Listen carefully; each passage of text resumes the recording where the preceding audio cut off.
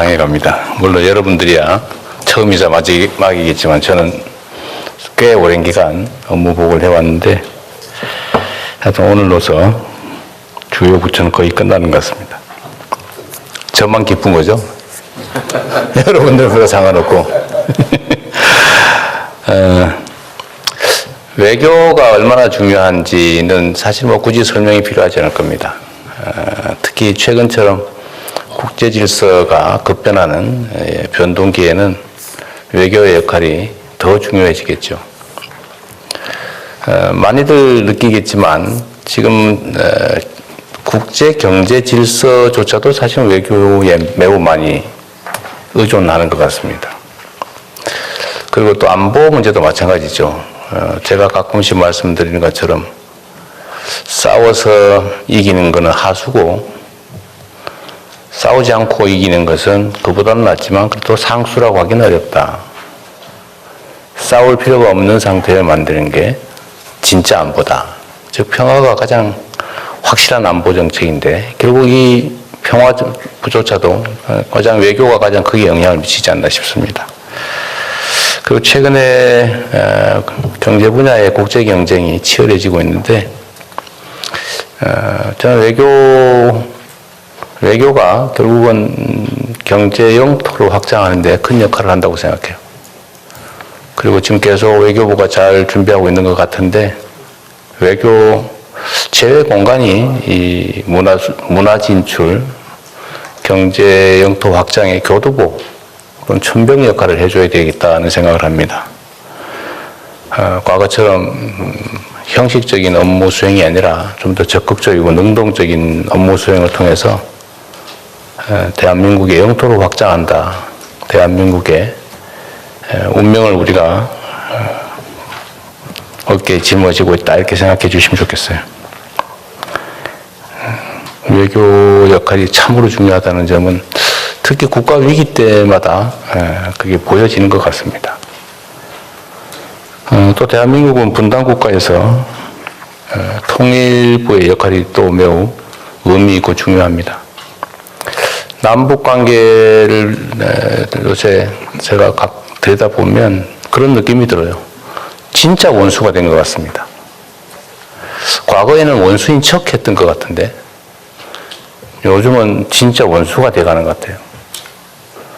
북한과 우리는 꼭 무슨 뭐 민족 공동체 이런 가치에 관한 얘기를 하지 않더라도 아주 현실적인 필요에 의해서 보면 굳이 심하게 다툴 필요가 없고 결국은 적대성이 강화되면 경제적 손실로 바로 직결되지 않습니까? 그런 현실적인 문제까지 있죠. 그런데 불필요하게 강대강 정책을 취하는 바람에 정말로 증오하게 된 것 같아요. 우리 국민들께서는 뭐 다 알고 계실 걸로 판단이 됩니다만 전쟁 이후에 1950년대 전쟁 이후에 사실 그 군사분계선에서 우리가 대치를 하긴 했지만 북한이 전 그 분계선에 걸쳐서 삼중 철책을 치고 다리를 끊고 도로를 끊고 옹벽을 쌓고 이런 경우가 처음이라는 겁니다. 수십 년 만에. 왜 그럴까? 우리는 그렇게 교육받거나 선전당해 왔는데 북한이 남침을 하려고 한다. 남한을 노리고 있다. 군사적으로. 이런 얘기들도 많이 하고 또 그런 주장들도 상당히 근거 있게 이렇게 보여지기도 합니다만 그러나 현실은 들여다보면 북한은 혹시 남쪽이 북침하지 않을까 이 걱정을 해가지고 삼중 철책치고 혹시 탱크라도 넘어오지 않을까 해서 평원 지역에는 방벽을 쌓고 다리 끊고 도로 끊고 그러고 있다는 거예요. 그리고 이제 적대적 두 국가 하자. 우리는 남 중에서 철천지 원수의 남이다. 적대적인 남의 국가다. 뭐 이렇게 지금 주장을 하지 않습니까? 어쨌든 현실은 그렇게 됐습니다. 안타깝게도. 정략적인 욕망 때문에 이렇게 만들었다고 보여집니다. 이제 제자리를 찾아야 됩니다. 그런데 문제는 쉽지가 않죠.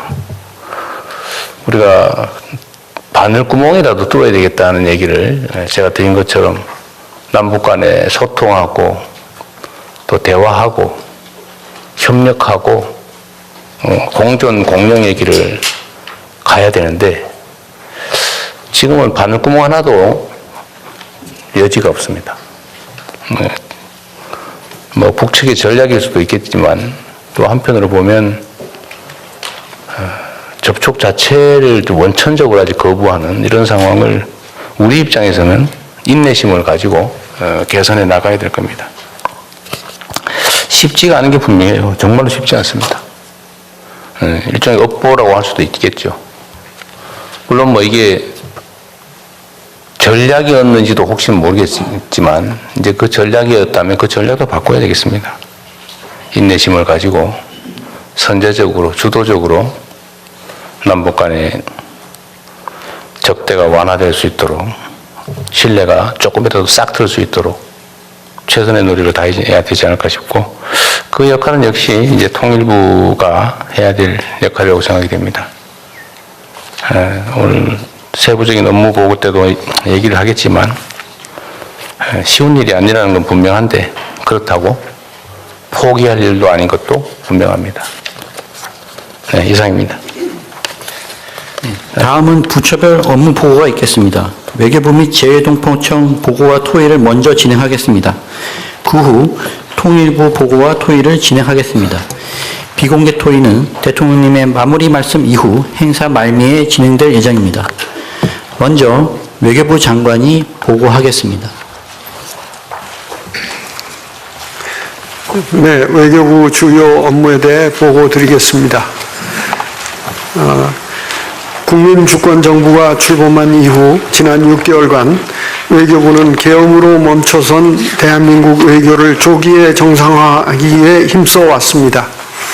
대통령님의 9개국 순방과 35차례 이상의 양자 정상회담을 통해 민주 대한민국의 국제사회 복귀를 알렸습니다. 기존의 외교 문법을 깬 대통령님의 선방일 후 방미를 통해 한일 관계를 미래지향적으로 발전시켰고 피스메이커, 페이스메이커 구상으로 한미 간의 대북 접근 방안을 초반부터 수렴시킬 수 있었습니다. 미국과 중국 정상의 동시 국빈 방한 행사를 처음으로 지방도시에서 개최하였으며 11년 만의 중국 국가주석 방한이 한중관계의 전면 복원으로 이어지도록 하였습니다. 무엇보다 한미 관세협상의 도전을 과감하게 돌파하여 자각력을 높이고 미래 성장 동력을 확보하는 기회로 만드는 데 일조하였습니다. 아프리카 중동 지역 4개국을 방문함으로써 방산, 에너지, 첨단 기술 분야 협력 기반을 강화하였습니다. 유엔 안보리에서 우리 정상으로서는 최초로 의장 활동을 수행하고 경주 에이펙 개최를 통해 AI와 인구 구조 변화 대응 등 미래 의제를 선도하였습니다. 성공적인 에이펙 정상회의 개최는 수조 원의 경제적 효과를 가져오고 신라 금관과 황남빵을 널리 알리는 계기도 되었습니다. 이에 더해 2028년에 G20 의장국을 맡게 되었습니다. 물론 부족한 부분도 있었습니다. 조지아 구금 사태와 동남아 스캠 범죄 사건은 재외국민 보호 역량을 더욱 강화해야 한다는 경종을 울렸습니다. 외교부는 촘촘한 재외국민 보호망을 구축하기 위해 전담 인력을 보강하였습니다. 관련 법령과 매뉴얼을 정비하고 권역별 대응체제를 구축하며 신속한 범정부 민관 공조체제를 가동하겠습니다. 해외 진출 공공기관의 분절화 현상 극복 방안은 뒤에서 말씀드리겠습니다. 향후 업무 추진 방향입니다. 영내 정세가 더욱 유동적으로 변하는 상황에서 주변국 관계가 안정적으로 발전하도록 최선을 다하겠습니다. 내년에도 적시에 한미 정상회담을 갖고 양국 정상 간의 합의사항 이행 성과를 확인할 수 있도록 특히 핵잠, 원자력 협력, 조선 분야에서 실질적 진전을 만들어 나가겠습니다. 내년 이른 시기에 대통령님의 국빈 방중을 추진하겠습니다. 또한 일본과의 셔틀 외교도 지속하겠습니다.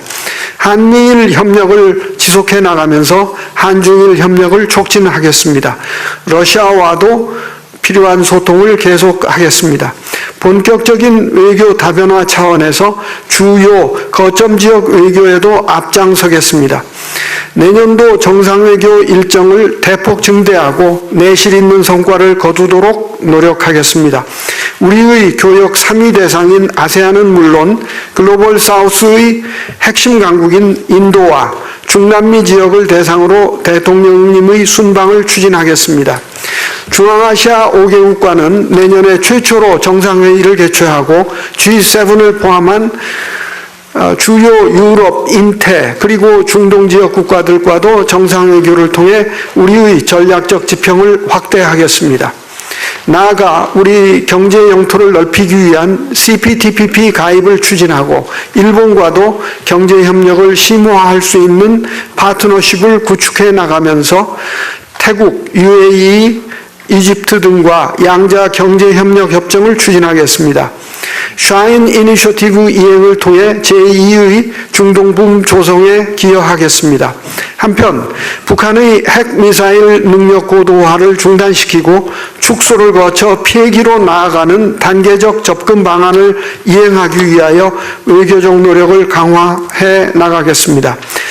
특별히 강조하고 싶은 것은 국민들께서 체감하실 수 있도록 생활, 기업, 밀착형 외교를 추진하겠다는 점입니다. 우선 우리 청년들의 국제화 역량 증진을 뒷받침하겠습니다. 지방 청년 인재 50명과 공공외교 실습원 100명, 총 150명의 청년을 제외공관에 파견하여 지자체 국제교류 활동을 지원하고 공공외교 현장 경험을 쌓도록 할 것입니다. 우리 청년들의 국제기구 진출을 위한 지원 노력도 계속해 나가겠습니다. 김해공항에 여권 민원센터를 여는 등 여권 행정 서비스를 개선하고 워킹 홀리데이 협정을 확대하겠습니다. 우리 대미 투자 기업을 위한 비자 업무 개선에도 계속 힘써 나갈 것입니다. 대기업은 물론 중소, 중견기업의 수출 수주 지원을 위한 범부처 민관 협업 회의도 정례화하겠습니다. 나아가 K-이니셔티브를 보다 효과적으로 확산하는 데 필요한 역량을 갖출 수 있도록 개혁과 혁신을 적극 추진할 것입니다. 먼저 제휴공관 역할 재창조를 통해 다수 공공기관의 해외 진출에 따른 분절화, 중복성 문제를 개선하겠습니다. 제외공관을 지역별, 분야별 거점 공관 체제로 재편하고 성과평가 체제도 개선해서 유능한 공관장이 역량을 충분히 발휘할 수 있도록 하며 공관장의 지휘 감독권을 강화하되 상응하는 책임도 지도록 하겠습니다. 주재관 등 제외공무원 성과평가의 실효성도 개선하고 통합청사 시범사업을 추진하겠습니다. 둘째, 분절적 무상원조를 개혁하겠습니다. 청년, 혁신, 미래를 ODA의 핵심 비전으로 설정하고 글로벌 개발 수요와 우리의 강점을 접목한 AI, 디지털 등 4개의 전략 목표에 ODA 재원을 집중하겠습니다. 동시에 소규모 저성과 사업들은 단계적으로 축소, 코이카 플랫폼으로 통합하겠습니다. 이를 통해 우리 혁신기업의 해외 비즈니스 기회 창출에도 기여하겠습니다. 아울러 기후, 북극, 신기술 등 전지구적 도전 과제에 적극 기여하는 한편 제외공관을 통한 K컬처 수출과 한국어 확산도 지원하겠습니다. 이어서 제외동포 편익 증진과 권익 향상에 대해서는 동포청장이 보고드리겠습니다. 이어서 제외동포청장이 보고하겠습니다. 예, 이어서 제외동포청 보고드리겠습니다. 성과는 생략하고 개선계획 중심으로 보고를 드리겠습니다. 금년으로 출범 3년차를 맞이한 제외동포청은 아직 동포 지원 체계나 정책 집행 등의 안정적인 체계를 갖추지 못하고 있어 여전히 포용적 동포 정책 실현에 장애 요인으로 작용하고 있습니다. 이에 동포청은 국민주권정부의 국정 철학에 맞춰 동포 정책 전반을 근본적으로 개편해 나가고자 합니다. 첫째, 동포 정책의 기초가 되는 재외동포 현황을 체계적으로 파악하기 위해 동포 DB를 구축하겠습니다. 재외동포 현황 조사와 재외국민 등록 제도의 실효성을 높이고 재외동포 인증제를 도입하여 신뢰성 있는 동포 DB 시스템을 마련하겠습니다. 둘째, 재외국민의 실질적 참정권 보장과 한인 정체성 교육 강화 등 동포사회의 오랜 수건을 해소해 나가겠습니다. 이를 위해 재외공간의 동포용사 업무를 체계적으로 관리 지원하고 주요 공간에는 동포 전담 용사를 확충하여 동포사회와의 소통을 강화하고 현장 밀착형 서비스를 제공하겠습니다. 셋째, 정부가 지원하는 데 한계가 있는 분야는 민간기구가 분담하여 동포사회의 네트워크를 강화하고 활동을 적극 지원하겠습니다. 이에 동포청 산하기관인 재외동포 협력센터를 민간법인으로 개편하여 동포활동 지원의 정치 외교적 자율성과 전문성을 제고하겠습니다. 아울러 보다 내실 있는 동포사회를 하나로 아우르는 세계 한인대회 등을 신설 정리화시켜 한인사회의 네트워크를 강화하고 700만 재외동포가 대한민국 민간 외교관이자 시장 개척자로서 국익에 기여할 수 있도록 적극 뒷받침하겠습니다. 넷째, 포용적 귀환동포 정책을 적극 추진하겠습니다. 동포 청년 인재를 국내로 유치하고 고려인, 사할린, 입양동포, 원폭 피해 동포 등 역사적 특수성을 지닌 동포에 대해서는 보다 따뜻하고 세심하게 배려하겠습니다. 또한 귀환동포의 국내외 인적 네트워크를 적극 활용하여 동포사회의 총체적 역량과 역할을 확대해 나가겠습니다. 마지막으로 새로운 동포정책의 효과적 추진을 위해 범정부 동포 업무를 동포청 중심으로 효율화하고 정책 조정체계를 강화하겠습니다.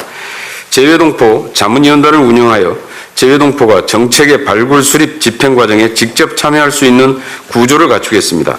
아울러 재외동포에 대한 국민인식을 개선하고 사회 통합을 촉진하기 위한 환경 조성에도 최선의 노력을 다하겠습니다. 이상입니다. 통일부는 따로 할까요? 그냥 발표하고 같이 할까요? 어떻게 할까요? 네, 같이 할까요? 그럼 통일부 발표도 하고, 네, 같이 한번 보겠습니다.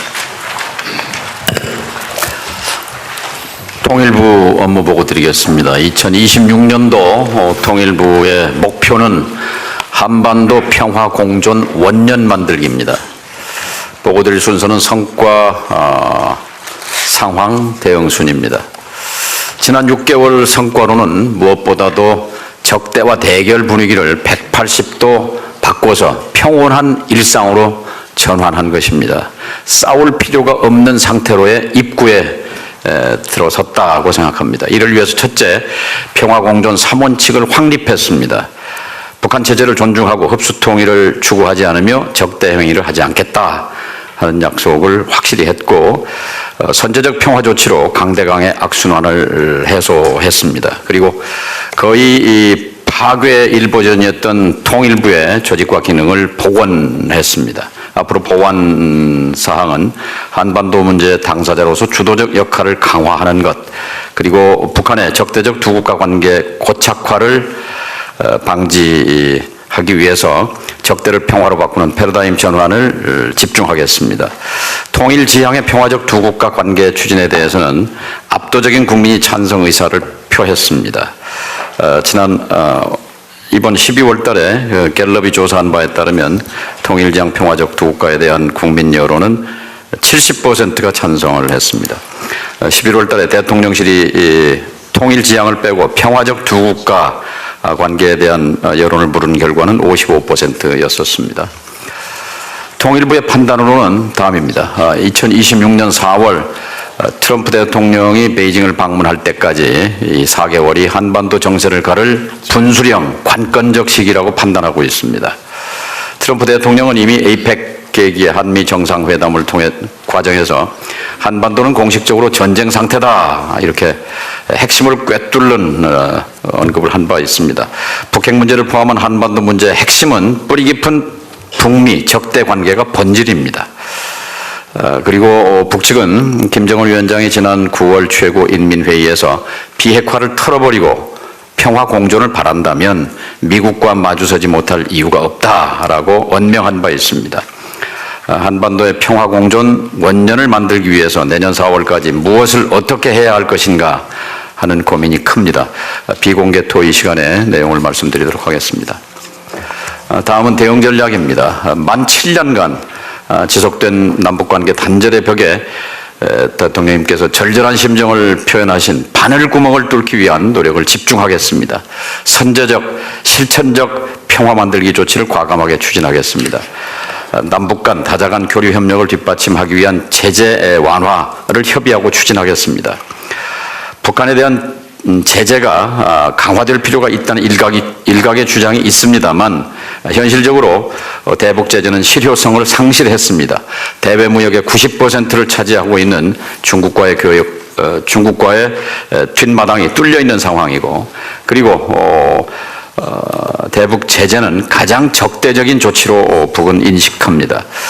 북이 늘 말하기를 우리에게 자존심은 목숨보다 귀하다고 말합니다. 목에 칼을 들이대면서 대화하자고 하는 것은 절대 받아들일 수 없다는 북한의 입장을 역지사지해 볼 필요가 있다고 봅니다.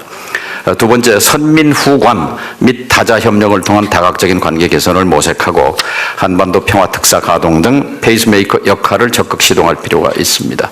남북 관계를 중심에 두고 한반도 문제 해결을 추진해야 한다고 생각합니다.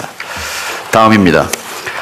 이재명 정부의 평화 공존 정책을 넘어서 철학에 대한 역사적 배경과 논리를 설명드리겠습니다. 평화 공존 정책은 싸울 필요가 없는 상태를 만드는 것이 본질입니다. 이재명 정부의 평화 공존 정책은 무엇인가?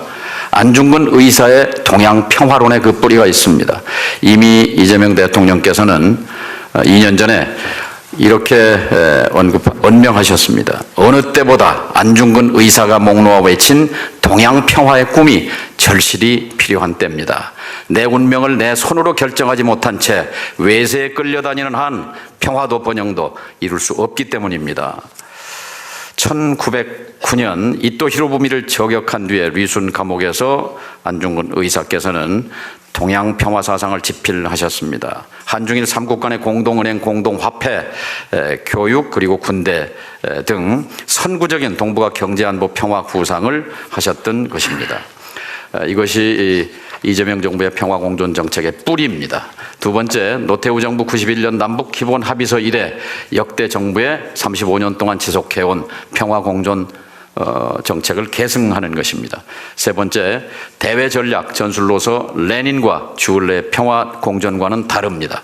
1917년 레닌, 1954년 주울레의 평화 공존 노선은 당시 정세를 반영한 전술 전략적 노선이었던 반면 우리 정부의 평화 공존 정책은 국민적 비원과 열망에서 출발합니다. 한반도 평화 공동체와 동북아 지역 공동체를 지향하는 국민적 염원을 담은 이념이자 사상이다라고 규정할 수 있습니다.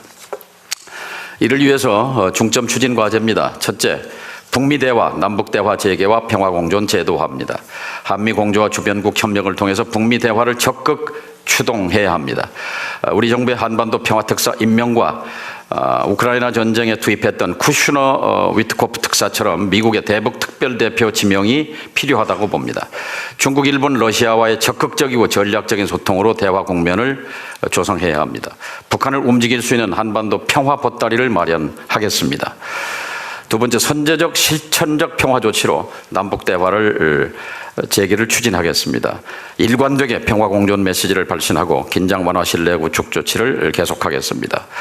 그리고 통일지향의 평화적 두 국가에 기반해서 한반도 평화 공존을 제도화해 나가겠습니다. 북미 정상회담 정세와 연동해서 남북 기본협정 대북 협의를 추진하고 평화협정 체결을 위한 논의를 모색하겠습니다. 다음 페이지입니다.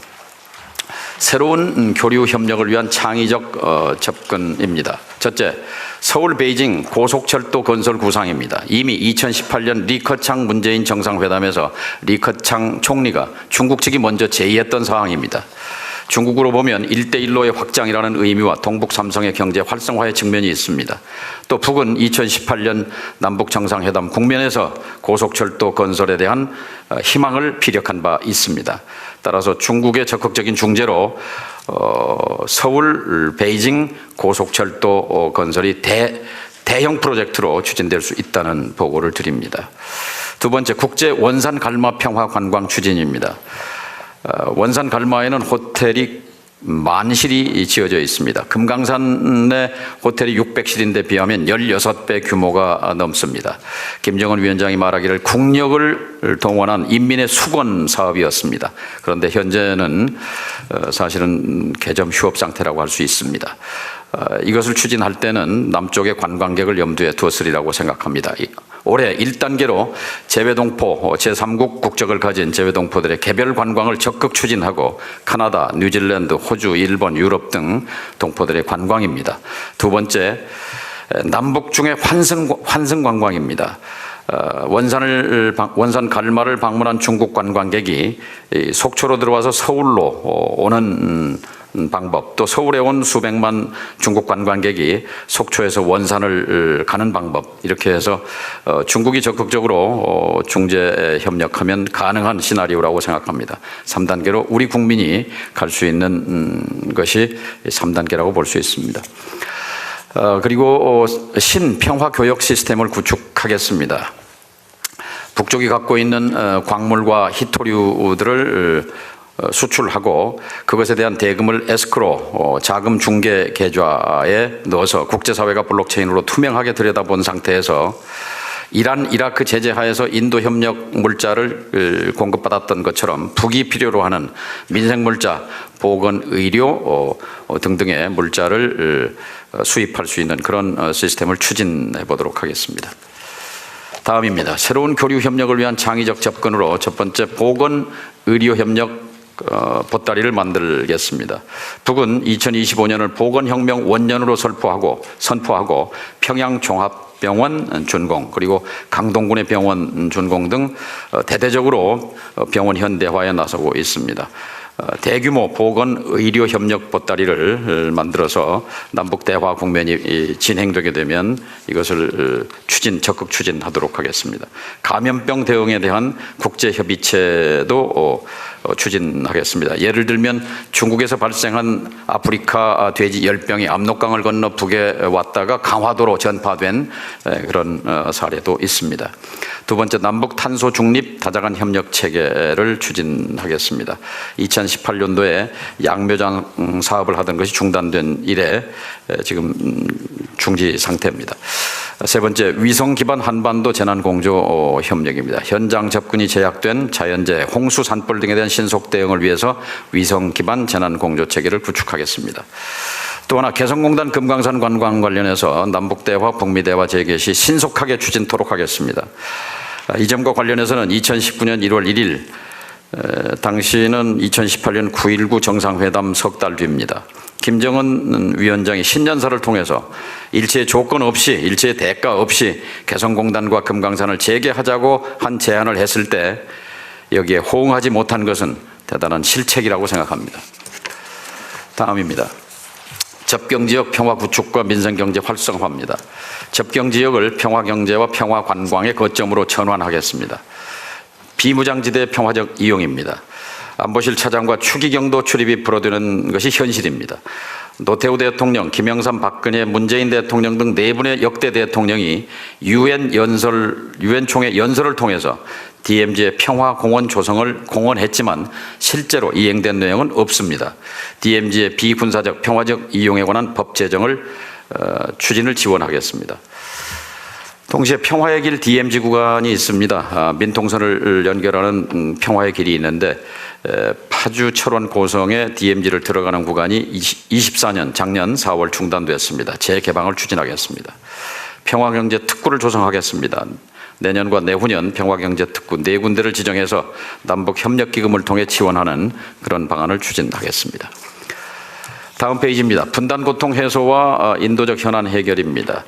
남북 대화를 통해서 이산가족, 현재 직계 이산가족을 만나겠다고 희망한 13만 5천 명 가운데 3만 4천 분이 아직 생존해 계십니다. 대부분이 고령, 초고령이십니다. 전신합북자 10만여 명으로 추정됩니다. 전후납북자 516명, 억류자 7명, 국군포로 6만 명으로 추정됩니다. 문재인 김정은 위원장 정상회담 시에 당시 억류자 문제가 거론된 바 있습니다. 이 문제 해결을 위해서도 남북 대화와 남북 정상회담이 시급합니다. 민간 주도의 제3국을 통한 비전향 장기수의 송환도 추진하고 있습니다. 남북 인권 협력입니다. 상호 존중 기반 하에서 남북 인권 협력을 유엔의 지속 가능한 발전 목표 SDG에 바탕해서 빈곤 감소, 장애인 아동 등을 지원하는 이런 프로그램입니다. 그리고 북한 주민들의 생존권, 건강권, 발전권 차원에서 삶의 질 개선에 협력하겠습니다. 끝으로 북향민 사회 통합을 지원합니다. 북향민의 현재 3만 4천 명이 남쪽에 정착하고 있습니다. 자살률이 남쪽 국민의 2배입니다. 고독사가 폭증하고 있습니다. 대책을 수립하겠습니다. 하나재단의 일자리 알선 기능을 강화하겠습니다. 북향민 사업주의 생산품 우선 구매 제도를 확대하고 그리고 탈북자를 북향민으로 명칭을 변경하는 의견을 수렴 중에 있습니다. 탈북민들 전원이 기존 명칭 탈북자라는 명칭에 대한 강한 거부감을 표시하는 것이 사실입니다. 마지막 페이지입니다. 평화통일 공감대 형성을 위한 경청 및 국민 참여 확대입니다. 평화통일 사회적 대화를 활성화하겠습니다. 민간이 주도하고 정부가 지원한다는 원칙 아래 시민사회와 협업을 강화하겠습니다. 장관 직속으로 한반도 평화 경청단을 신설했습니다. 그리고 평화통일 민주시민교육으로 패러다임을 전환하겠습니다. 초중등 교사 43만 명을 대상으로 평화통일 민주시민교육을 이수하도록 의무화하는 그런 법 개정을 통일교육 지원법 개정을 추진하겠습니다. 그리고 외교부에는 싱크탱크 국립외교원이 있습니다. 국방부에는 싱크탱크 국방연구원이 있습니다. 국정원 싱크탱크 국가안보전략연구원이 있는 반면 통일부에는 싱크탱크가 없습니다. 현재 총리실 산하의 경제사회인문연구원에 되어 있는 통일연구원을 통일부로 이관해 주십사 하는 대통령님께서 선물을 하나 주십사 하는 부탁을 드립니다. 이한주 이사장께서는 난색을 표합니다만 대통령님께서 말씀하시면 될 수 있을 것 같습니다. 원래 이게 통일부 거였습니다. 그런데 IMF 때 이제 통폐합이 됐는데 힘 있는 부처는 다 남았어요. 외교, 국방, 국정원은. 통일부가 힘이 없으니까 분리됐는데요. 마지막으로 북한 자료 대국민 공개 확대입니다. 노동신문, 북한TV 등 이제 우리 국민의 수준으로 볼 때 노동신문이나 북한TV를 다 소화할 수 있는 역량과 수준에 있다고 봅니다. 그래서 이것을 위한 법제를 정비하겠습니다. 그리고 지난 정권이 추진했던 반북 대결의 상징인 북한인권센터를 백지화시켰습니다. 그리고 대신 금강산 개성공단 등 평화공존의 역사를 전시 체험하는 평화공존센터를 건립 중에 있습니다. 이상 보고 마치겠습니다. 통일부 관련 업무에 대해서는 질문하시면 통일부 국장, 실장들이 답변토록 하겠습니다. 장관님 살짝 빠지시려고? 그것도 좋은 작전이죠. 예. 그럼요. 국실들 실력 발휘를 좀 하라고 했습니다. 맞습니다. 예. 좀 쉬운 것부터 할까요? 일단 통일연구원의 소속을 바꾸는 그 문제 일리가 있어 보이는데 이게 통일연구원의 소속을 바꾸면 뭐 예산이 더 들어가거나 그렇지 않습니다. 뭐 문제가 발생하나요? 여기 뭐 해당 부서는 다른 부서가 없어가지고 총리께서만 동의하시면 됩니다. 아 그래요? 동의하고 싶은 마음이 크긴. 네, 마이크 껴가십시오. 네. 동의하고 싶은 마음이 사실 상당히 있는데 이한주 원장님하고 같이 한번 논의하시죠. 네, 알겠습니다. 의논을 해서 제가 보기에는 일리 있는 말씀이셨어요. 네. 굳이 다른 데다 소속해 놓을 필요는 없을 것 같아요. 통일문제연구는 이제 통일연구원. 통일부가 빠져나가면 다른 연구원도 다 돌아가겠다고 할까 봐서 지금 그게 걱정입니다. 예외적으로 통일부만 좀, 통일연구원만 이렇게. 그냥 국토연구원은 국토부 국토연구원도 국토부로 빠지고 이제 전체가 빠진다는 게 인문사회연구원 고민입니다. 이제 외교안보부처의 특성이 있기 때문에 이건 한번 연구를 해보시죠. 그럼 검토를 해서 따로 나중에 국무회의 때 한번 얘기해 보시죠. 예. 바로 논의하겠습니다. 네. 그리고 일단 요 PPT 자료에 있는 것 중에 잊어버리기 전에 제가 한두 가지만 좀 체크해 보겠습니다. PPT 자료 7페이지에 올해 이후에, 참 내년 이후에 외교 다변화에 힘을 쏟겠다 이렇게 되어 있는데, 뭐 당연한 일이고요. 이게 지금 외교 분야의 중요성이 점점 커지고 있기 때문에 뭐 옛날에는 어떻게 했는지 모르겠어요. 전에는 이미지상으로는 그냥 사진 하나 찍고 갔다 왔다 뭐 이러고 끝내버렸는지 모르겠는데, 이번에 제가 정상회담을 다녀보면 다른 나라의 정상들도 국내 경제 발전이나 국제 협력에 관심이 엄청나게 높고, 그 속에서 우리가 조금만 더 관심 갖고 좀 지속적으로 협의하고 챙기면 실질 성과를 상당히 낼 수 있겠다는 생각이 들어요. 이게 경제 협력 분야도 기업들에게만 맡겨놓는 거 하고 정부 단위에서 협력하는 거하고 차원이 다른 것 같습니다. 그리고 앞으로는 점점 경제 분야 국제 경쟁도 기업 간 경쟁이 아니라 결국 국가 간 경쟁으로 지금 치환되고 있기 때문에 외교 분야 역할이 되게 중요한 것 같아요. 그래서 이 각국 양자회담이든지 뭐 순방을 하든지 할 때 좀 힘들겠지만 지금 초기라서 힘들 수 있어요. 각국의 현안, 그다음에 우리나라와 관계된 관련된 현안 철저하게 다 챙기고 준비를 의제별로 잘 좀 해주세요. 맘먹고 하면 얼마든지 할 수 있을 텐데, 다만 워낙 초기에 또 많이 해야 됩니다. 뭐 임기 후반에 가서 하면 뭐 하겠어요, 이거.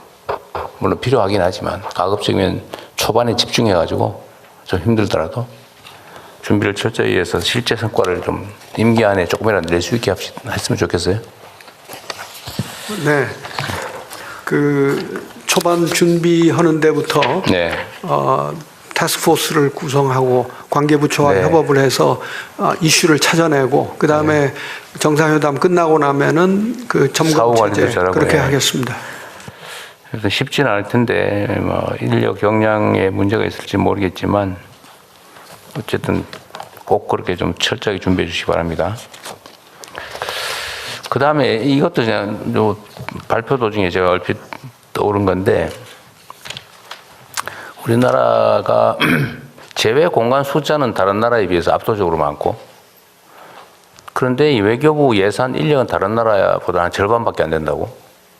그러니까 이게 이 인적 물적 역량은 요만큼밖에 안 되는데 이걸 막 전 세계에다 쫙 퍼뜨려놔가지고 이게 제대로 관리나 되고 있는지 의심스럽고, 어디 저 인구 뭐 몇십만, 소규모 200~300만 되는 이런 데까지 다 갖다가 지금 외교 공간을 만들고 있던데, 그게 과연 실효성이 있는지 잘 모르겠어요.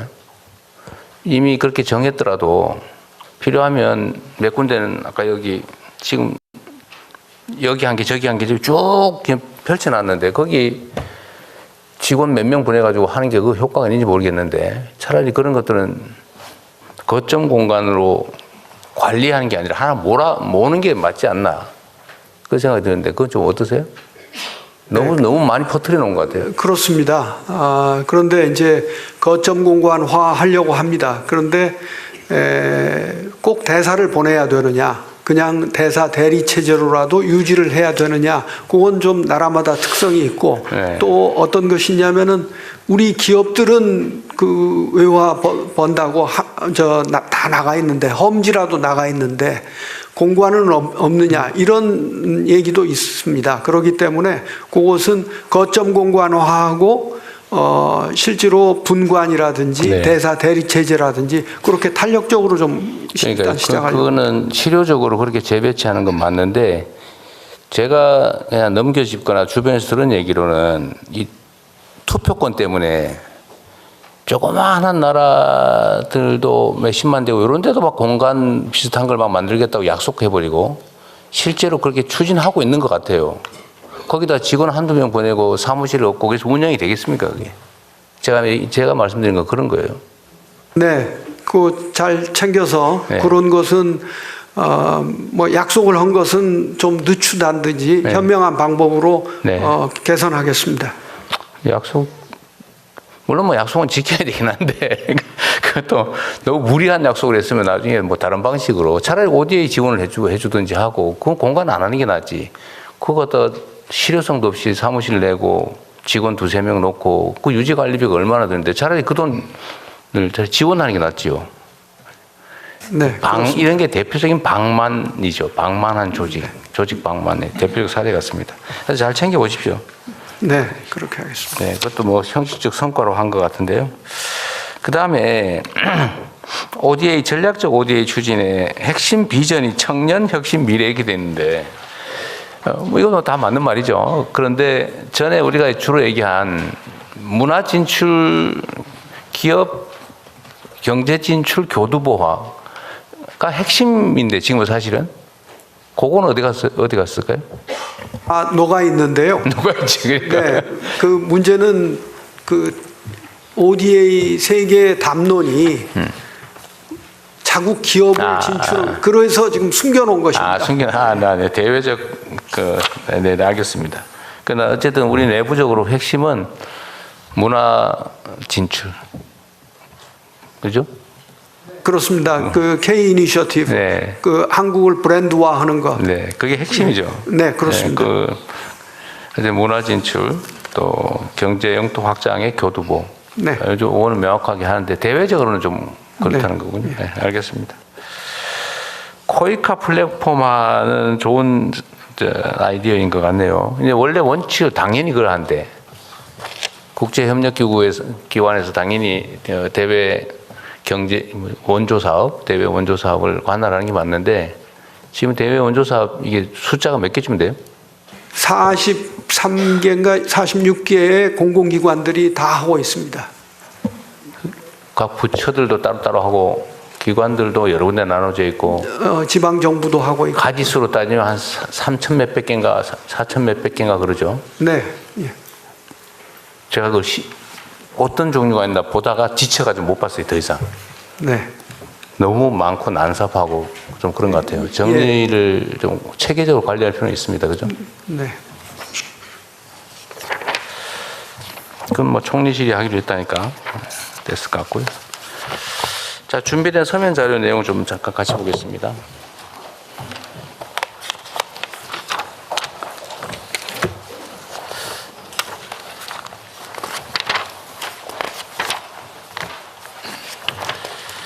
외교부는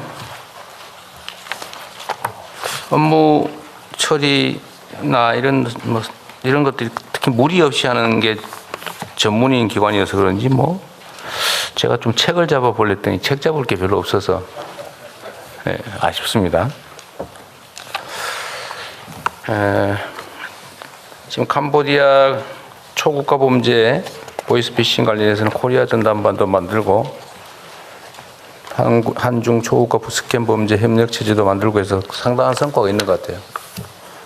네, 그렇습니다. 앞으로도 계속 힘써 주시기 바라고요. 지금 캄보디아의 초국가 범죄 정부의 공동 대응으로 지금 보이스피싱 피해가 작년 대비 한 30% 이상 줄어들었다고 해요. 그렇습니다. 네.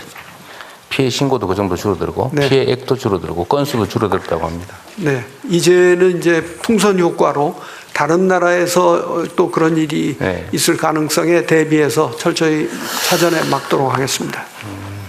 전에 말씀드린 대로 대한민국에는 사기를 했더니 얻는 것보다 잃는 게 더 많다라고 생각되게 만들어야 됩니다.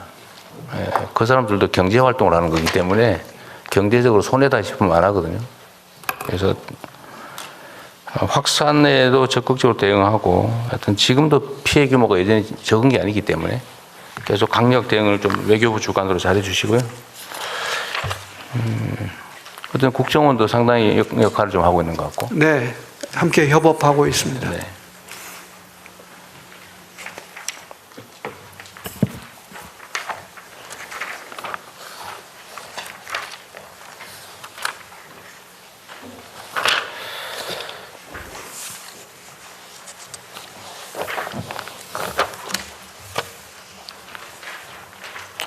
재외동포 문제는 이따가 얘기할까요? 네.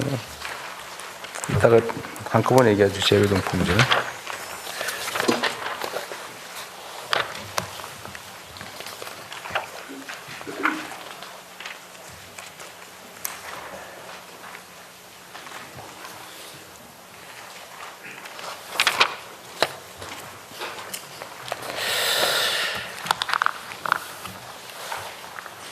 16페이지에 아까 제가 말씀드렸던 내용이 정리되어 있긴 한데 제외 공간 역할을 재창조하겠다.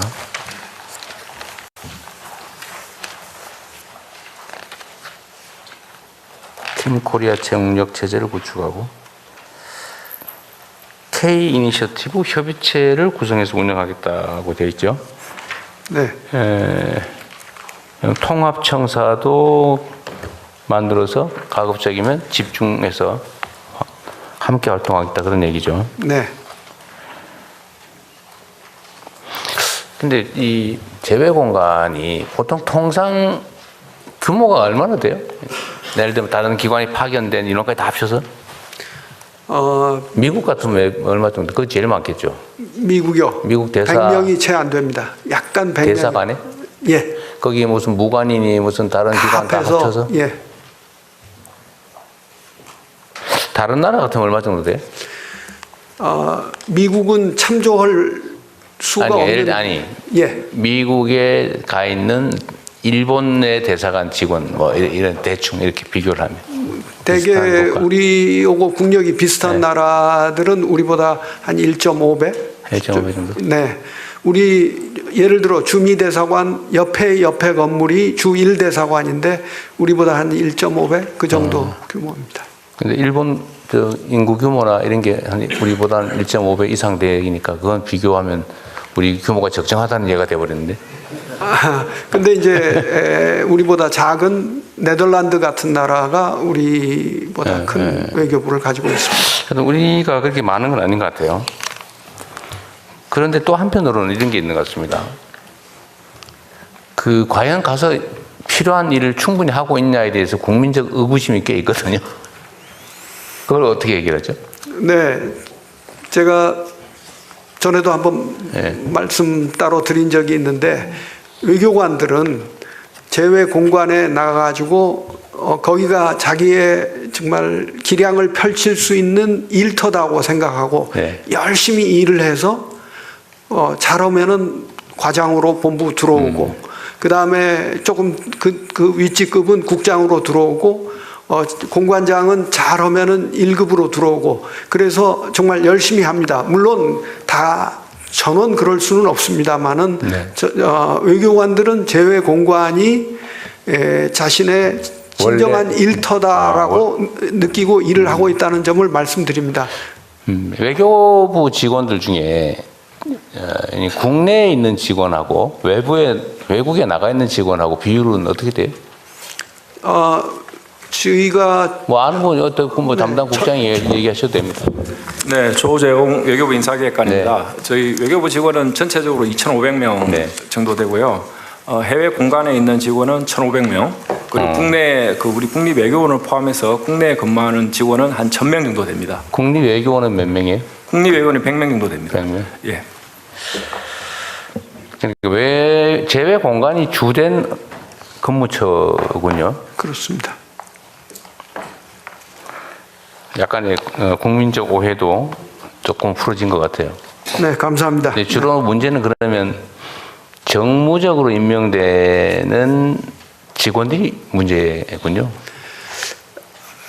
제가 좀 그렇게 말씀드리기는 곤란합니다만은 일부 이제 모처럼 한 번 나가는 경우에 어떤 분은 그 정말 이런 기회를 최대한 활용해서 열심히 하는 분도 있고 어떤 분은 또 이제 좀 거시기한 네, 그렇습니다.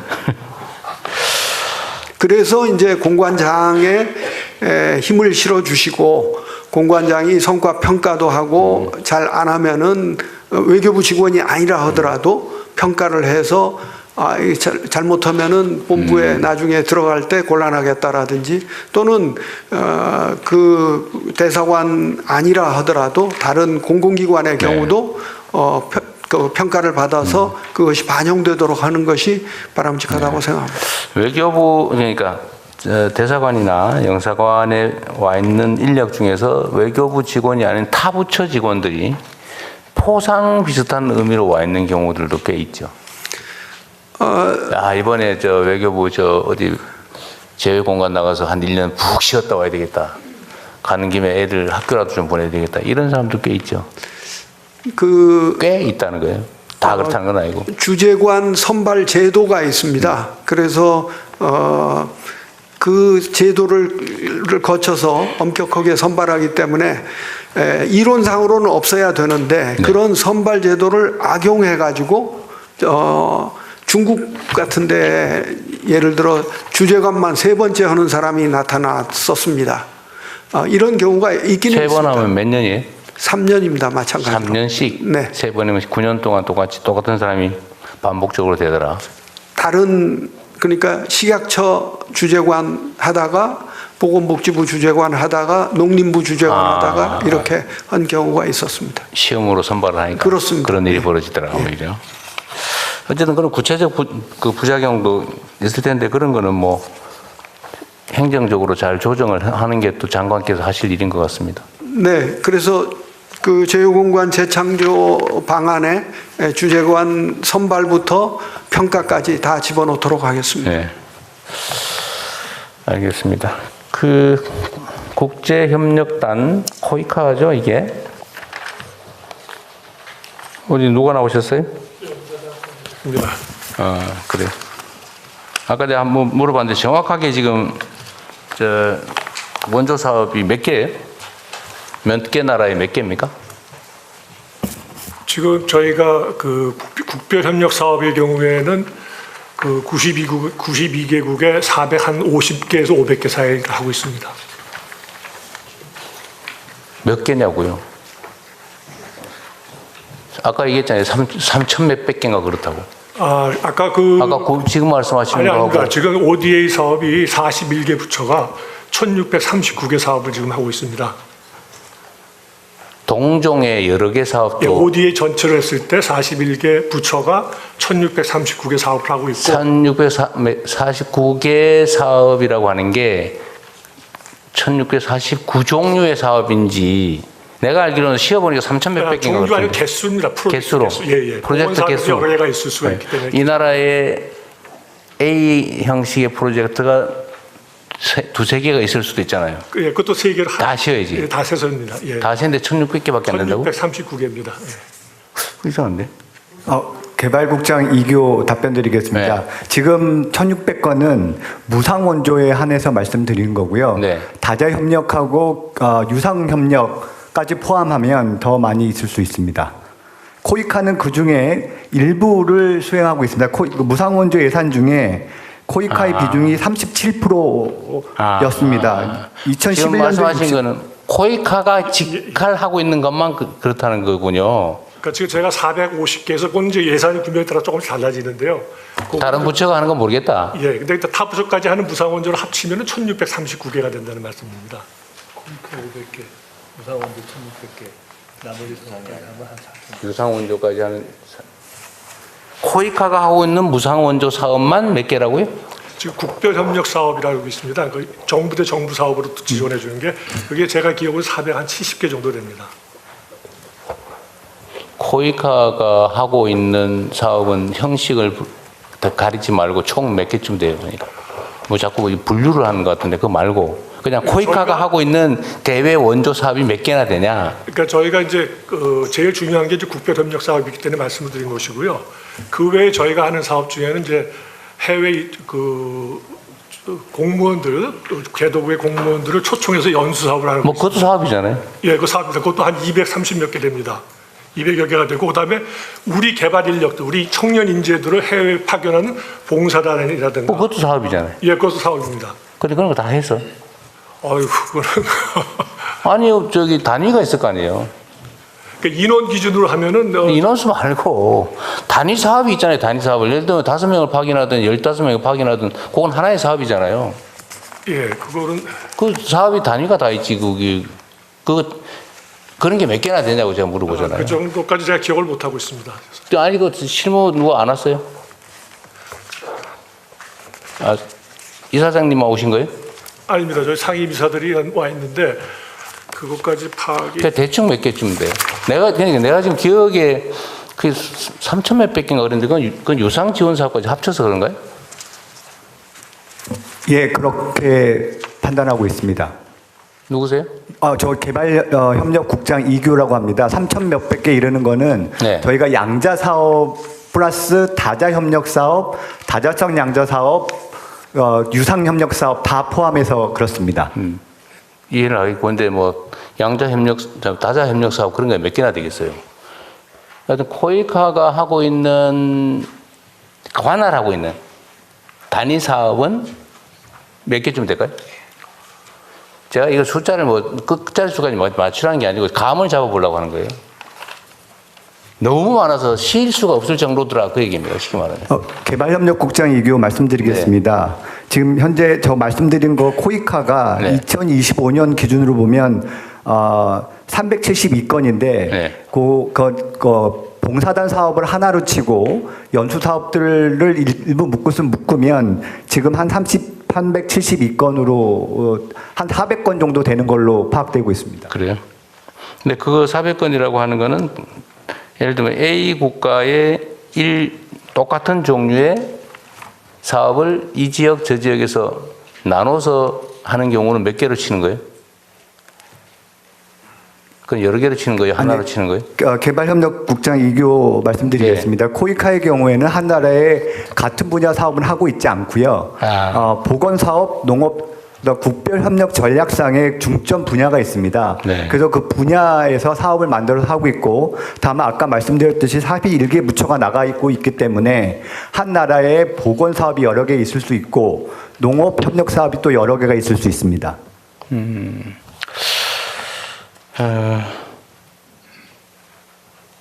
이게 보통 또 이 무상원조 사업은 기간을 정해서 하죠. 네, 정합니다. 보통 한 2, 3년 뭐 이렇게 정해서 하고 또 필요하면 연장하고.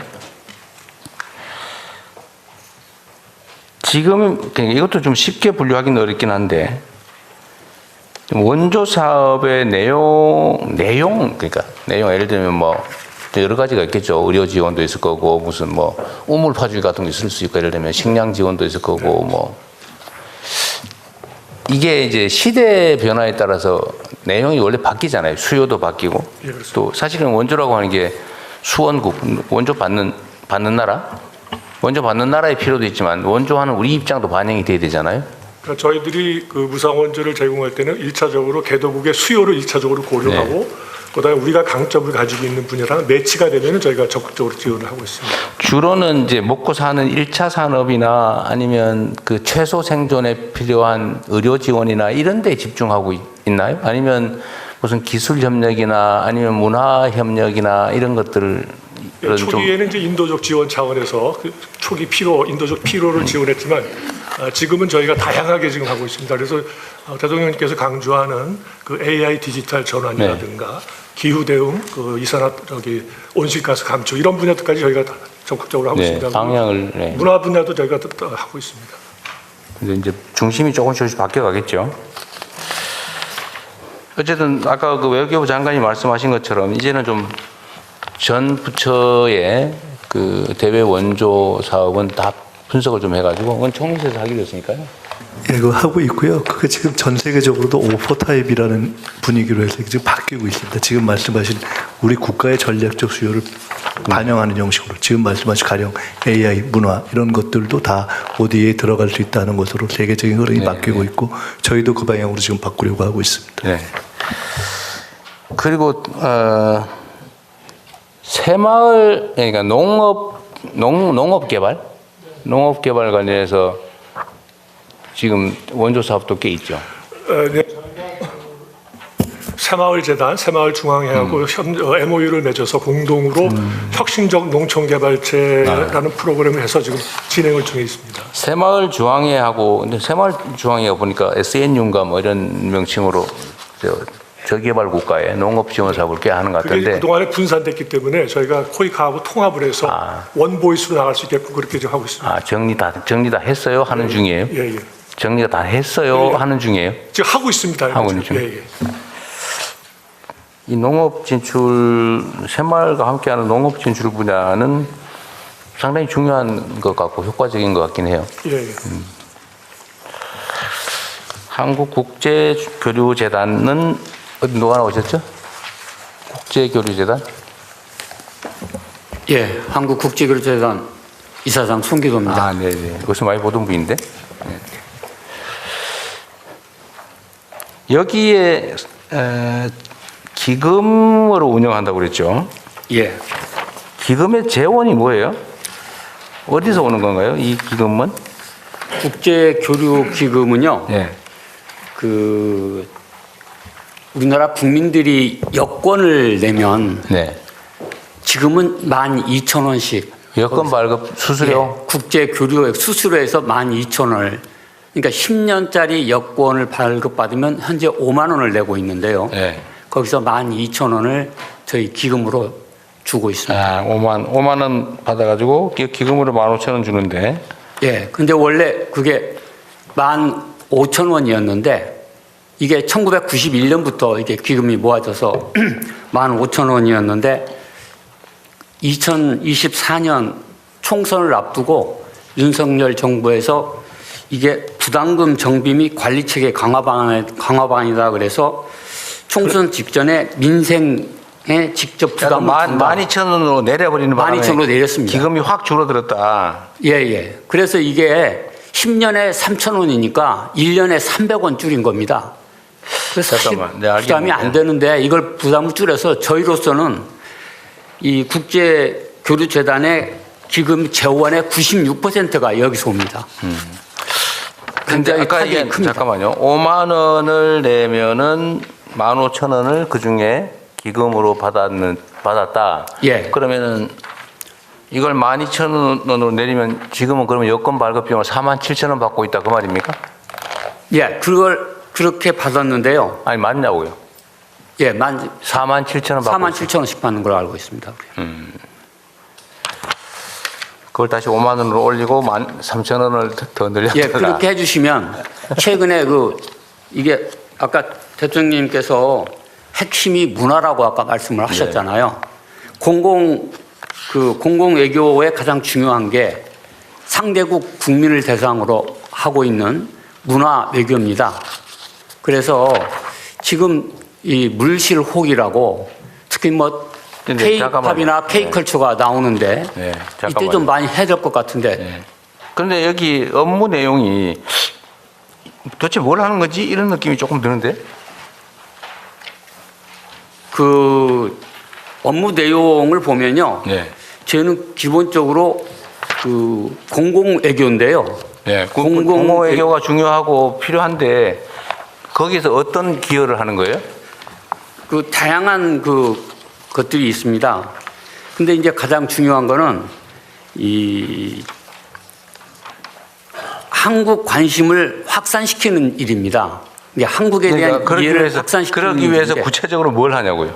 예, 혹시 한강 작가가 네. 노벨 문학상을 받았는데요. 네. 그때 노벨 문학상을 받았을 적에 그 영어로 번역했던 데보라 스미스라는 네. 사람이 있습니다. 네. 그분이 그 영국의 런던 대학의 아시아 연구소에 있었는데 네. 그 코리아 파운드 한국교류재단에 지원을 받았던 장학금 수혜자입니다. 아, 그래요? 그리고 알았습니다. 더불어서 네, 알았습니다. 같은 대학에 있었던 스웨덴어 번역을 했던 분은 네. 영국 런던의 대학에 같이 있었는데 우리 교류재단의 수혜자입니다. 수혜 교수입니다. 알았습니다. 네. 예. 자, 재외동포청은 이거 하나 물어볼게요. 이 경계가 좀 불분명해서 그런데 재외 국민하고 재외 동포는 형식적으로는 구분이 돼요. 그러죠? 한국 출신인데 외국 국적을 가지고 있는 사람 아니면 재외 동포. 그 재외 동포. 예. 네, 우리나라 국적법에 의해서 가지고 있는 사람은 근데 해외 나가 있는 사람은 재외 국민. 재외 동포에 포함되는데 재외 국민으로 국적을 가지고 있기 때문에 별도로 거기에서 구분하고 있는 겁니다. 재외 국민. 일시적으로 해외에 나가서 뭐 몇 달, 몇 년인 사람은 재외 국민 아니에요? 대체로 90일 이상 체류했을 때 90일 이상을 기준으로 합니까? 예. 네, 그렇게 기준이 있다고 치고요. 자, 전에 국무회의에서도 얘기를 한번 했는데 동포 또는 재외 국민을 소재 국가별로 차별하는 느낌이 좀 들 때가 있거든요. 예를 들면 중국 동포, 재미동포, 제1동포 똑같이 취급합니까? 어때요, 실제로? 조금씩 다른 조건들이 있습니다. 있죠? 예. 그렇게 하면 안 되는 거 아닌가요? 그런데 이제 그 지역에 따라서 가령 고려인이나 중국 동포들 같은 경우에 조금 더 그러니까 여기에 국내에 들어오는 목적이나 때로는 그 역사적 특수성들이 있기 때문에 조금 좀 다를 수는 있는데요. 일반적으로 좀 여기에서 이제 가지고 있는 느낌이 차별을 하는 그러니까 느낌만이 아니고 느낌이 거기에 더 불리하게 하는 차별이라기보다는 좀 더 어려운 동포들에 대한 좀 다른 지원들이 특별한 지원들이 있는 경우들이 있죠. 예를 들면 국적을 회복하거나 예. 아니면 국내 취업을 하거나 비자를 받거나 뭐 할 때 진짜 동등하게 취급해요. 지금은 예전에는 이제 H2 비자라고 그래서 아니 결론만 얘기해 보세요. 막 복잡하게 얘기하면 잘 못 알아들으니까 정말로 모든 영역에서 공평하게 대우합니까? 아직까지 비자나 이런 부분에 있어서는 거의 공평한 기준을 적용하고 있다고 보는데요. 한번 혹시 그런 좀 국적 회복에 있어서도 동등한 기회를 줍니까? 예를 들면 제1교포 문제라든지 재미 동포들.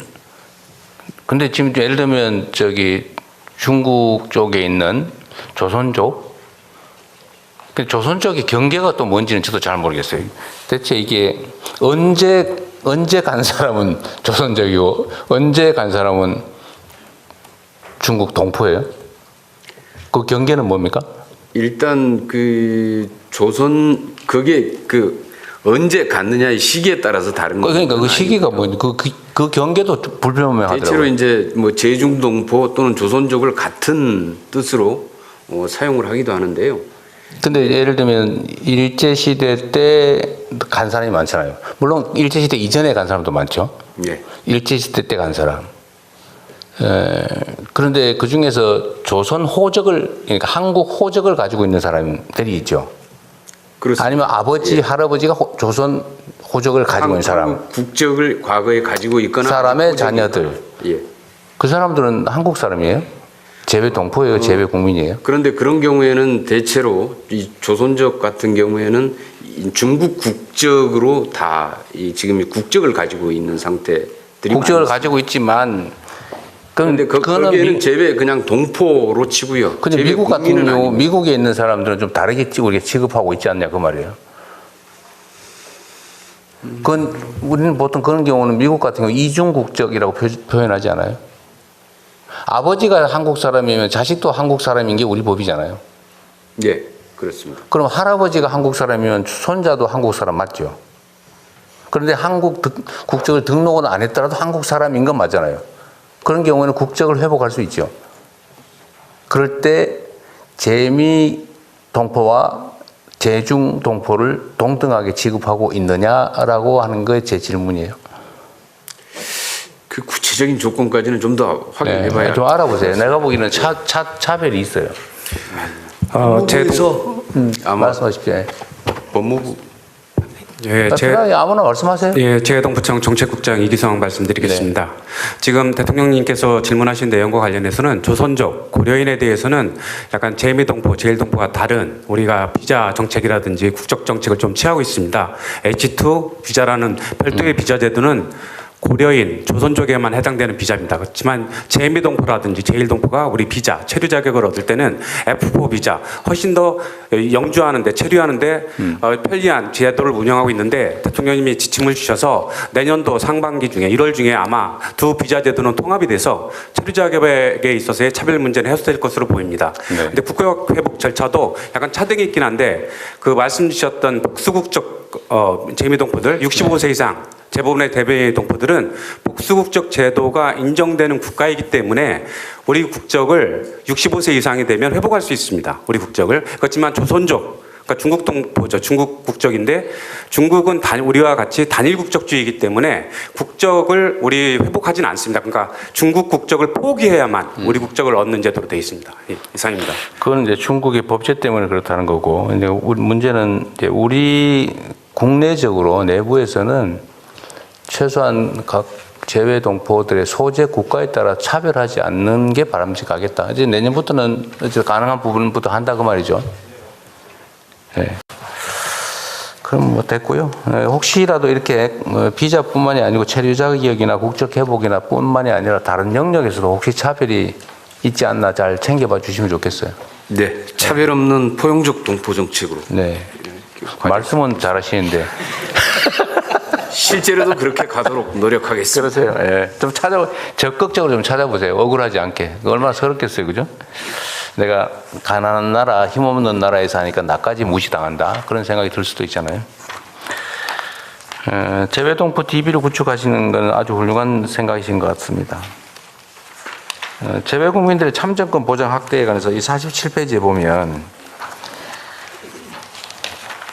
써진 내용이 추가 투표소 설치, 뭐 순회 투표소 도입 이런 거는 투표 시간 연장 이런 걸 해서 투표권을 보장을 하겠다. 공직선거법 개정을 빨리빨리 하겠다라고 해놨는데 우편 전자투표 도입은 협의라고 써놨어요.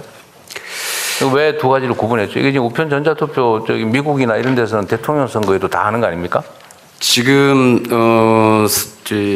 OECD 38개국 중에서 28개 국가가 우편 투표를 네. 도입을 하고 있는데요. 지금 우리 같은 경우에는 이 부분을 도입하는 데 있어서 지금 그동안에 몇 차례 중앙선관위하고 국회하고 몇 차례 협의를 했는데 이제 우려를 제기하는 그 재외 국민들이 투표 못하게 하는 게 목표인 집단이 있어서 그러죠. 아마 우선 선관위에서 한번 우편 투표를 했을 경우에 회수율, 그러니까 각 국마다 우편 제도가 틀리기 때문에 한 나라면은 거기에 맞춰서 설계가 되면 되는데요. 이게 세계 주요 각국에서 우편 투표가 진행될 경우에 우편 제도, 우편 인프라의 차이가 다 존재합니다. 그래서 어떤 데는 한 달 걸리는 데도 있고요. 어떤 데는 투표를 했더니 선거 개표 끝난 다음에 한 며칠 있다 올 수가 있다. 그렇게, 예. 바로 이제 그런 문제가 하나가 좀 지적이 돼 있는 상태고요. 그래서 그러면은 우편 제도가 제대로 구축돼 있는 나라만 할 것이냐. 그럴 경우에는 또 그런 기준들이 또 애매모호해집니다. 그리고 이제 전자투표 같은 경우에는 아직 좀 시행을 해본 적이 없는데, 그 부분에 대한 지적이 눈으로 투표를 검증할 수 있어야 된다라고 얘기를 하기 때문에 지금 이제 만약에 보이지 않는 전자투표의 형태로 했을 경우에 부정선거에 대한 의혹 같은 게 좀 더 훨씬 더 제기되지 않겠느냐라고 하는 우려들이 제기가 되고 그런 우려들이 물론 있겠죠. 있는데 지금 그런 우려는 국내 투표에도 사실은 이미 있거든요. 예를 들면 요양병원 네. 입원자들에 대한 투표는 지금 우편 투표하지 않나요? 예. 부분적으로 그 그런 게 지금 정신없이 이렇게 거의 반의식 불명 상태에서 누워 있는 사람들 투표권은 누가 행사하는 거예요, 사실은. 그렇게 따지면 사실은 그런 문제는 똑같이 있는 것 같아요. 예. 문제는 그런 부작용 일부 문제가 있더라도 예를 들면 특수한 지역 국가에는 우편 제도가 좀 미발달 또는 좀 늦어서 그렇다면 보완책을 만들 때 그것 때문에 다른 나라에서 우편 투표할 수 있는 우리 재외 국민들의 투표권을 제한한다는 게 말이 안 되잖아요. 나라의 주인이라면서요. 그래서 지금 그런 해외에 나와 있다고 투표를 예.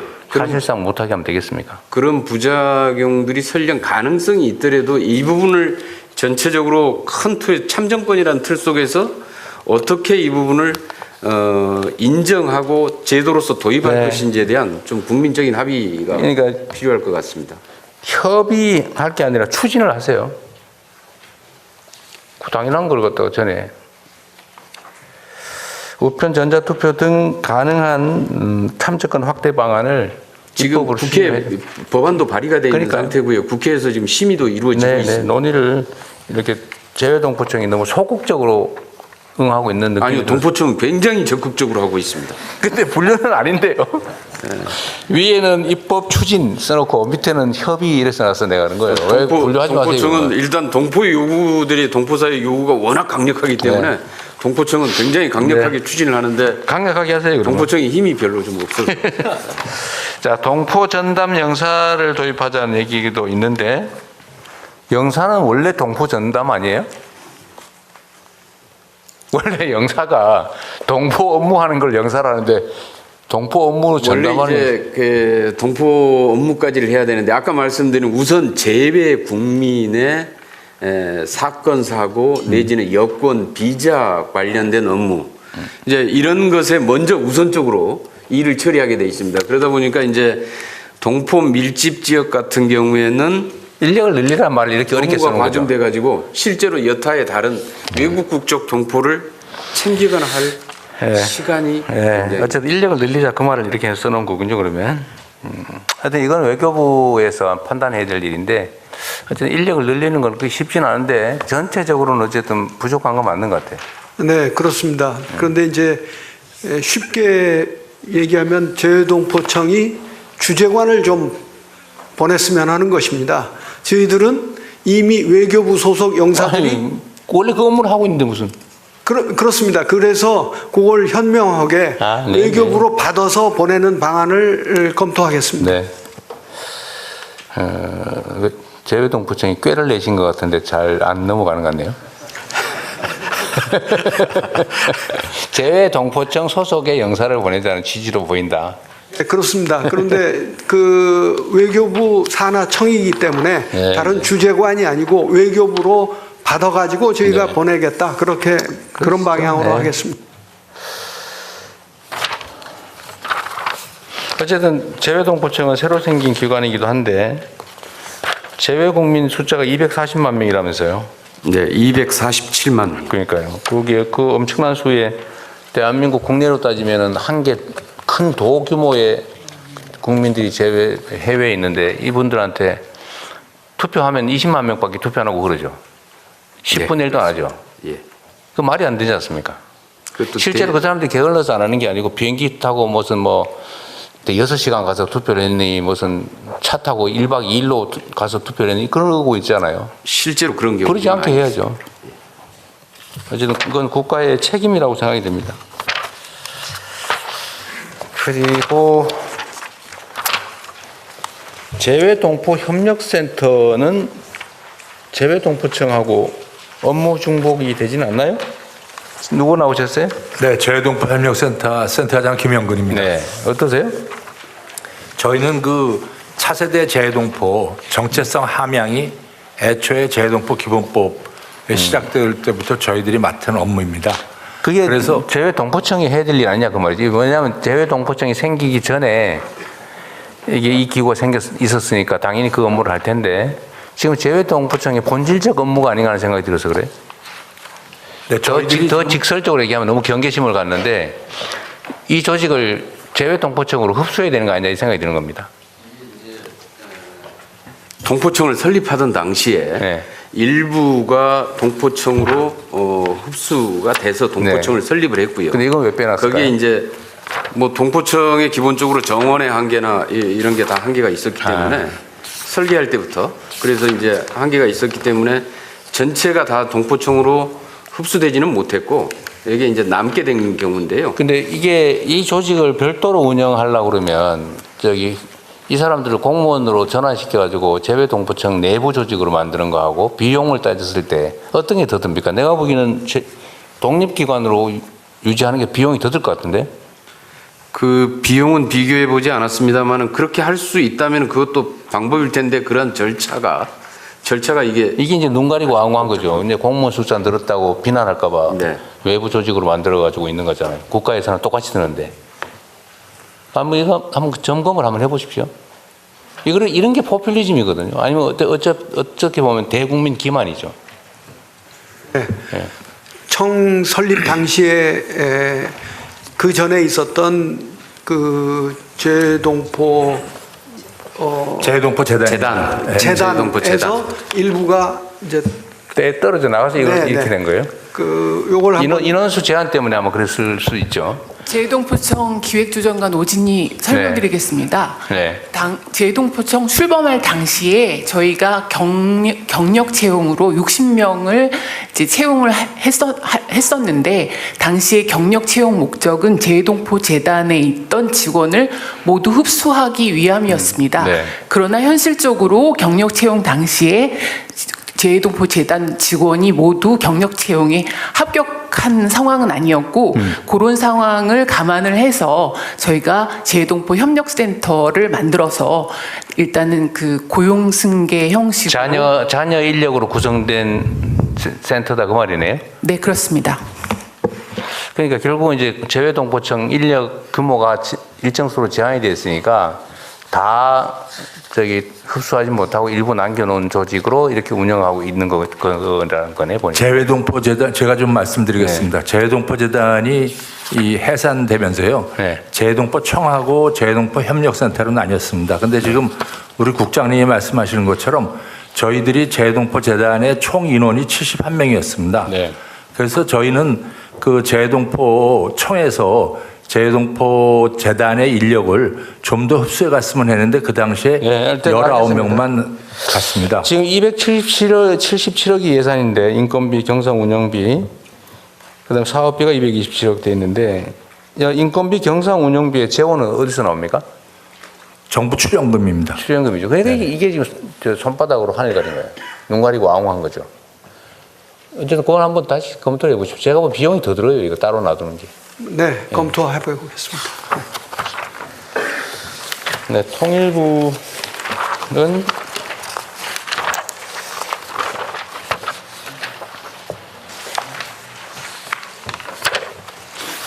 통일부는 발표하신 내용이 뭐 특별히 없고 저기 비전향 장기수 있잖아요. 지금 북한으로 보내려고 하니까 북한의 반응이 없지 않습니까? 네? 그런데 이거를 일부 주장에 의하면 남북 간 협의에 의해서 보내는 건 어려우니까 그냥 여권 만들어줘서 본인 능력껏 북한으로 가라고 하는 게 어떻겠냐는 얘기가 있더라고요. 그러니까 여권 만들어줘서 그분이 그냥 중국 가가지고 평양 가는 비행기 타고 들어가라. 본인 가고 싶은 대로. 라는 얘기에 대한 판단, 평가는 어떻습니까? 그런 단계에 있습니다. 지금. 아, 그래요? 예를 들면 이제 심양으로 가서 네. 문제는 이제 북이 받아줘야 되는데 본인들이 감수해야죠. 우리는 예. 보내주면 되고 북한으로 못 가서 되돌아오는 건 어쩔 수 없잖아요. 예, 그거 추진하는 단계입니다. 아, 예. 굳이 뭐 북한이 반응을 하든 안 하든 본인들이 지금 사실은 나이도 엄청 많아서 오늘 내일 하시는 분들이잖아요, 다. 예, 안학섭 선생 같은 경우는 95세입니다. 예. 어쨌든 뭐 자기 고향으로 돌아가겠다는데 우리로서는 막지 않고 갈 수 있는 길을 열어주는 걸로 예. 북한과 협의해서 판문점에서 넘겨주면 제일 좋긴 한데 반응이 없으니까 그렇게라도 해서 보내드리는 게 좋을 것 같아요. 우리 정부 방침입니다. 네, 인도적 차원에서. 그리고 납북자, 억류자, 그다음에 국군포로 등등에 대해서도 우리가 지속적으로 계속 송환 추진을 하고는 있는데 이게 북한의 반응이 거의 없는 또 남북 대화가 되고 있을 때도 여기에 대해서는 거의 반응을 하지 않았던 사안이죠. 예, 이 납북자 송환 문제. 지금은 대화 루트도 끊어졌으니까 뭐 할 수 있는 게 없네요. 현재로서는 없습니다. 국실장 답변하라고 그랬는데 왜 아무도 얘기를 안 해? 장관님이 넘겨줘야 할 모양인데. 그리고 아까 어디 자료에 있던가 평화 통일에 관한 교육법을 개정을 하겠다 이런 내용이 어디 있었거든요. 그런 법이 있어요? 개정하겠다고 하는 건 이미 그 법이 있다는 뜻인데.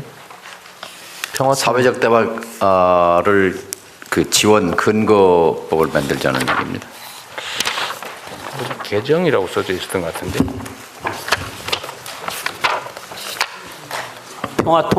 국립평화통일교육원장입니다. 네. 그 통일교육지원법이 99년도에 제정이 됐는데 네.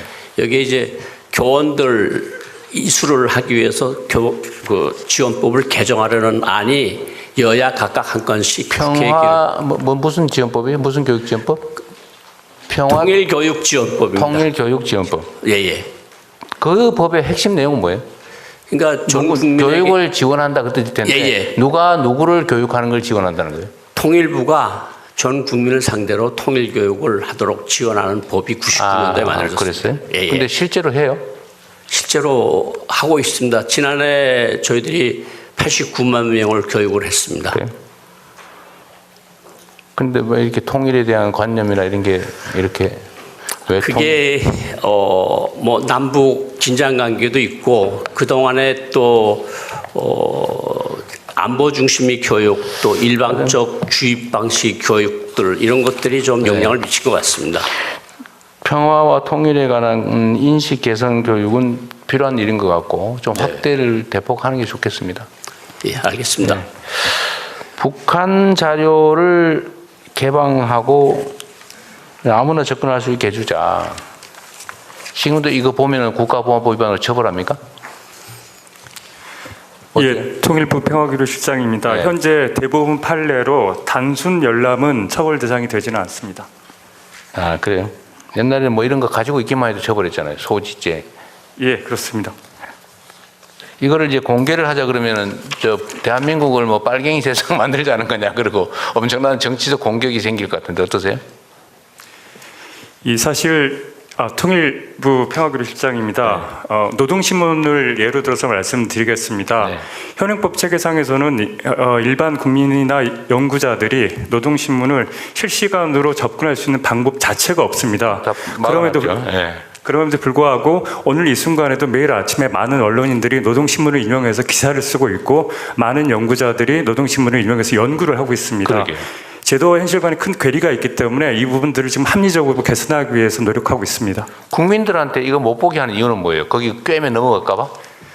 이 특수자료 지침에 따르면 노동신문이 이런 자료로 분류가 돼 있습니다. 국가의 존립, 안전이나 자유... 아니 뭐 그런 규정 다 좋은데 그냥 우리 국민적 시각에서 쉽게 판단을 해보자는 거예요. 북한 노동신문을 국민들한테 못 보게 막는 이유는 그냥 뭐예요? 국민들이 선전전에 넘어가서 빨갱이 될까 봐? 그거 아닌가요 원래? 예, 맞습니다. 근데 그럴 가능성이 있어요? 예, 저는 없다고 생각합니다. 저는 오히려 북한의 실상을 정확하게 이해해서 저러면 안 되겠구나 생각하는 계기가 되지 않을까 싶은데. 예, 그렇습니다. 그러면 이걸 왜 막아놓습니까? 언론은 보게 하고 국민은 못 보게 하고 국민을 사실은 좀 뭐라고 취급하는 거 아닌가요? 국민을 주체적 존재로 취급하는 게 아니라 혹시 선전선동에 넘어갈 그런 존재로 취급하는 거 아닌가요? 예, 사실 통일부 평화기록실장입니다. 사실 노동신문의 개방의 문제는 진보 정부뿐만 아니라 보수 정부에서도 국정과제로 설정해서 추진했었습니다. 다만 실제로 추진하는 과정에서 여러 가지 이견들이나 우려를 표명하는 분들이 있어서 정책적인 동력을 잃어버렸습니다. 이재명 정부 출범 이후에 우리가 이 문제를 다시 국정과제로 다시 한번 설정을 하고 좀 신속하게 추진하기 위해서 노력하고 있습니다. 이런 걸 국정과제로 해요. 그냥 풀어놓으면 되지. 너무 엄숙하잖아요. 무슨 국정과제야 이게. 그냥 열어놓으면 되죠. 예. 이제 말씀하신 대로 통일부는 그런 입장인데요. 다른 부처는 좀 다른 의견을 갖고 있어서. 어떤 부처가요? 뭐 국정원이라든지 뭐 법무부 같은 데서는 국정원이 반대를 자기들만 보겠다. 그게 국정원법에 근거한 특수자료 지침에 의해서 묶어놨습니다. 그걸 개정해 줘야 국정원 정도는 이런 걸 봐도 안 넘어가는데 우리 국민들은 이런 거 보면 홀딱 넘어가가지고 빨갱이가 되지 않을까, 종북주의자가 되지 않을까 걱정하는 거죠. 그렇죠. 이건 정말 문제입니다. 우리 국민을 믿어야죠. 국민들의 의식 수준을 너무 폄하하는 거죠. 이거는 뭐 원칙대로 좀 하면 좋겠어요. 네. 그 다음에 이거 비공개로 얘기해야 될 것들이 몇 개 있죠. 네. 나머지는 비공개 때 할까요? 이렇게 하고 남북교류협력지원협회 어디 누구세요? 예, 남북교류협력지원협회 정답입니다. 그러시구나. 여기도 재원이 뭐예요? 남북협력기금. 기금이에요? 네. 남북협력기금은 지금 얼마 있어요? 전에 보니까 한 1조 원쯤 된다고 그랬는데. 예, 1조 원 정도 되는 걸로 알고 있고. 내년 예산 1조입니다. 네, 1조님.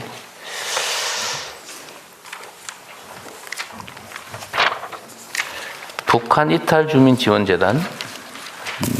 네, 북한 이탈 주민 지원재단 이사장 직무대행 이주태입니다. 네. 여기는 3년째 공석이에요? 아닙니다. 1년 정도 공석. 아, 1년 돼요? 네. 1년 채 안 됐습니다. 아, 그렇습니까? 네.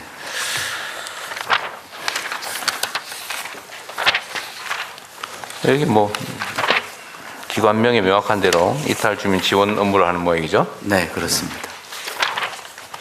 지금 북한 이탈 주민이라고 개념 정의돼서 관리하는 대상이 몇 명쯤 됩니까? 지금 탈북민, 북한 이탈 주민 입국자 수는 34,500명입니다. 네. 그런데 이제 현재 한국에 국내에 거주하는 북한 이탈 주민은 약 31,000명 정도로. 지금 우리나라로 왔다가 되돌아간 사람도 꽤 있죠? 네, 그렇습니다. 혹시 얼마쯤 되는지 얘기해도 돼요? 6명 정도로 제가 알고 있습니다. 6명밖에 안 돼요? 공식적으로 확인, 물론 비공식 저희들이 알지 못하는 그런 경우도 있을 수 있습니다. 탈북민들도 자유롭게 해외에 나갈 수가 있거든요. 그런데 이제 우리가 파악하는 숫자는 북한에서 이제 남한에서 다시 돌아왔다 이렇게 선전하는 그런 숫자를 보고 파악하는 걸로 알고 있습니다. 아마 통일부에서 더 정확하게 알고 있을 것 같습니다. 사회문화협력국장 이승신 보고 드리겠습니다. 저희가 파악한 바로는 재입국자가 총 31명 있는 걸로 알고 있습니다. 생각만큼 많지 않네요. 중국으로 가 있는 사람도 꽤 있다고 하는 것 같은데? 그건 모르세요? 북한까지는 안 가고 우리나라에 와 있다가 중국으로 가 있는 사람들도 꽤 있다고 하던데 혹시 뭐 그런 통계 있어요? 예, 그 중국에 가 있어서 그 사람들이 북한으로 가려고 하는 사람인지는 파악이 안 될 것 같습니다. 중국에 가는 사람들은 얼마쯤 될까요? 우리가 어쨌든 3만 몇천 명이 탈북민이라는 카테고리로 우리가 파악하고 있잖아요. 네. 그 사람들이 다 국내에 남아 있지는 않을 거고 일본은 네, 어쨌든 그렇습니다. 북한으로 가는 게 한 30명 된다는 거고 네. 국내를 벗어나서 다시 대한민국을 벗어난 사람이 얼마나 될까? 그 숫자는 아마 통일부에서 협력국장이 보고 드리겠습니다. 저희가 확인한 바로는 최근에 실태 조사한 거에 따르면 거주 불명이 462명이 있는데요. 국내에 있는지가 불명확한? 네네네. 그중에 해외로 간 분이 327명으로 지금 저희가 파악을 하고 있습니다. 예. 그냥 개인적인 호기심입니다. DMZ법 이건 나중에 얘기해야 될 것 같고. 네. 공개 논의는 혹시 뭐 총리님 하실 말씀 하시죠? 두 가지만 좀. 비공개 논의는 좀 이따 하고. 통일부 장관님. 예. 그 북향민 자살이 지금 보니까 10만 명당 숫자가 우리 일반 내국인에 비해서 2배라 그러는데 저희가 지금 자살 관련한 정책을 좀 집중적으로 준비하고 있지 않습니까? 본부도 만들고 하는데 저희 생각을 못했는데 통일부에서 판단하셔서 통일부나 아니면은 그 관련 재단에서 이 정책 자살 관련 대책 정책을 할 때 거기도 좀 파견을 해서 논의를 했으면 좋겠습니다. 구체적으로 어떻게 대응하실 것인지도 생각 좀 하셔가지고요. 그리고 외교부에서 보니까 아까 CPTPP 얘기 나오는데 일본하고 관계를 강화하는 저희가 이제 문제의식이 있지 않습니까?